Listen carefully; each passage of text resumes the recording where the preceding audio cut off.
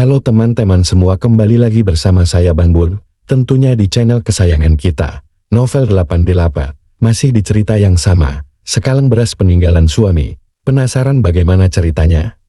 Langsung saja kita dengarkan bersama, let's go! Bab 2 SBPS. Amir terlihat jauh lebih tenang setelah Ica mencoba menjelaskan kepada anak bungsunya tersebut. Mereka kembali berjalan tak tahu entah kemana arah dan tujuan. Untunglah di kantong Ica masih ada uang pecahan 50.000 yang merupakan sisa dari membeli peralatan untuk pemakaman sang suami, serta membayar liang lahat. Anak-anak bunda sudah lapar pasti kan? Kita makan dulu ya, ujar Ica ketika dia melihat sebuah warung makan. Amir, Amar, dan juga Tika hanya mengangguk mengiyakan sambil memegang perut, karena mereka memang belum sempat makan apapun sebelum pemakaman Erlan dilaksanakan. Ica membimbing ketiga anaknya untuk menuju sebuah warung makan sederhana di pinggir jalan yang mereka lalui. "Berapa harga nasi ayamnya, Mbak?" tanya Ica dengan ragu. Si pemilik warung tersenyum ramah menyambut kedatangan Ica dan ketiga anaknya. "Nasi ayam 15.000, nasi rendang 18.000, dan nasi sayur 10.000. Jelasnya dengan fasih. Ica menuntun anak-anaknya untuk duduk terlebih dahulu sambil berpikir apa yang harus dia pesan agar uang 50.000 cukup untuk membuat perut mereka kenyang. Selain itu, dia juga harus menyisakan sedikit uang untuk berjaga-jaga. "Pesan nasi ayamnya 1, dan nasi sayurnya 2 ya, Mbak?" senyum Ica. "Baik, silahkan tunggu sebentar ya," sahut pemilik warung bernama Ainun itu. Ica pun bergabung dengan anak-anaknya di sebuah bangku kayu panjang.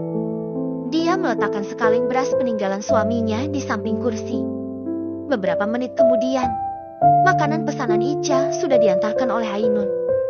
Tika, Amar, dan Amir yang sudah kelaparan tampak memperhatikan gerakan lincah Ainun dalam menghidangkan makanan di atas meja. Namun, Tika langsung mengernyitkan dahi setelah Ainun berlalu dari meja mereka. "Kenapa hanya ada 3 piring nasi, Bunda?" tanya gadis kecil itu dengan bingung. Sementara Amir dan Amar hanya memperhatikan. "Bunda sudah makan banyak sekali sebelum berangkat ke makam. Nah, jadi kalian makan saja ya. Sebentar, biar Bunda potong ayam gorengnya menjadi 3. Maaf, Bunda hanya bisa beli 1 lauk saja," cicit Ica sambil menelan kepahitan di dalam hati. Tika memperhatikan gerakan tangan bundanya dengan serius.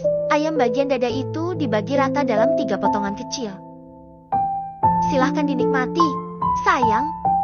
Makan yang banyak ya, dan jangan mubazir. Allah sangat membenci orang-orang yang menyia-nyiakan makanan."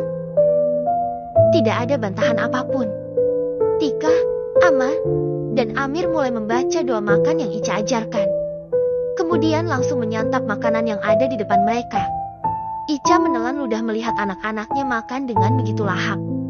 Sebenarnya dia pun sangat lapar, tapi tak tega jika harus mengurangi jatah makan ketiga anaknya. Ternyata, Tika, Amar, dan Amir sudah tahu kalau sang bunda sedang lapar. Mereka melihat sendiri bagaimana terpukulnya Ica saat suaminya meninggal. Mana mungkin Ica bisa makan dalam keadaan sedih. Setelah menghabiskan separuh dari isi piring mereka, Tika, Amar, dan Amir menoleh ke arah Ica. "Bunda, kami sudah sangat kenyang. Porsi nasi ini terlalu banyak untuk perut kami yang masih kecil," ujar Amar. Tika menambahkan, "Benar, Bunda. Aku sampai tak bisa minum lagi saking penuhnya perutku." Sekarang giliran Amir. "Tadi Bunda bilang, kita tidak boleh mubazir makanan, bukan? Jadi, daripada membuat Allah murka dan memutus nikmatnya untuk kita, tolong habiskan sisa nasi ini agar kami tidak berdosa," pinta si bungsu dengan nada lugas. Ica memperhatikan wajah ketiga anaknya dengan penuh haru. Dia paham betul bahwa anak-anaknya sengaja menyisakan sebagian makanan mereka, agar dia juga bisa mengisi perutnya yang sangat kelaparan. "Terima kasih banyak, Nak.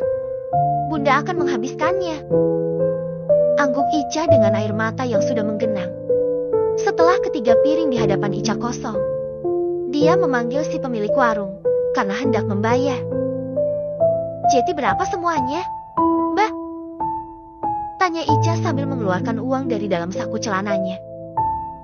"Nasi ayamnya 15.000, ditambah dengan nasi sayur 20.000. Jeti, totalnya 35.000.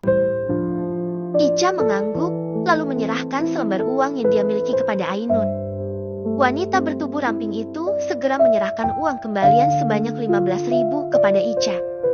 Ketika Ica sedang bersiap-siap hendak meninggalkan warung makan milik Ainun, tiba-tiba pandangan Ainun tertuju pada sekarung beras yang sedang dipanggul oleh Ica di pundaknya yang terlihat tidak terlalu berisi. Rasa iba seketika memenuhi pikiran Ainun. Dia pun teringat kalau beras di warungnya telah habis dan belum sempat dibeli. Jeti, dia memutuskan untuk meringankan beban Ica. "Apakah yang di pundakmu itu adalah beras?" tanya Ainun pelan. Ica mengangguk. "Iya, Mbak. Beras peninggalan suamiku yang baru selesai dimakamkan beberapa saat yang lalu. Memangnya kenapa ya, Mbak?" Ainun menghela nafas mendengar ucapan Ica. Namun, dia melebarkan senyuman sambil menjawab pertanyaan balasan yang Ica layangkan. "Kebetulan beras di warung makanku ini sedang habis. Suamiku ada urusan yang tidak bisa dia tinggalkan. Mau ke pasar jaraknya lumayan jauh. Jika kamu berkenan, jual saja berasnya kepadaku. Akan lebih ringan jika membawa uang daripada membawa sekaling beras, bukan?" Ica berpikir sejenak. Mungkin apa yang dikatakan oleh Ainun si pemilik warung ada benarnya. Pundak Ica memang sudah sangat pegal. Entah dia masih bisa berjalan seberapa jauh lagi jika terus memanggul beras di atas pundaknya. Akhirnya Ica memutuskan untuk menjual beras tersebut. Dan uangnya mungkin akan dia pergunakan untuk menyewa rumah sepetak.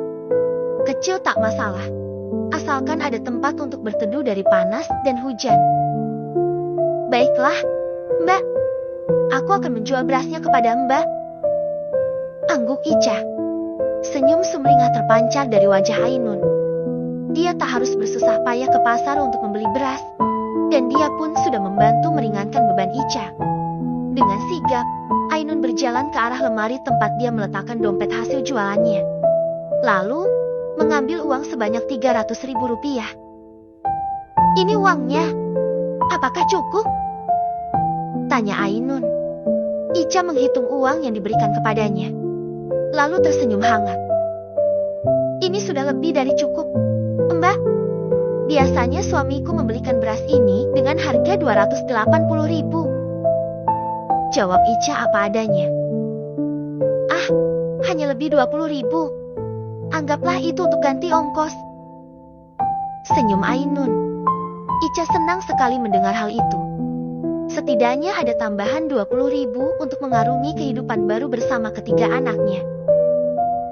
"Terima kasih banyak, Mbak. Semoga Allah melimpahkan rezeki yang barokah kepada Mbak dan juga keluarga." "Sama-sama." Ica memasukkan uang hasil penjualan beras ke dalam saku celananya dengan sangat hati-hati, karena hanya itulah harta yang dia miliki saat ini. 300.000 rupiah. Akankah uang segitu bisa mengubah kehidupan Ica dan ketiga anak-anaknya? Tentu saja tidak ada yang mustahil jika Allah sudah berkehendak.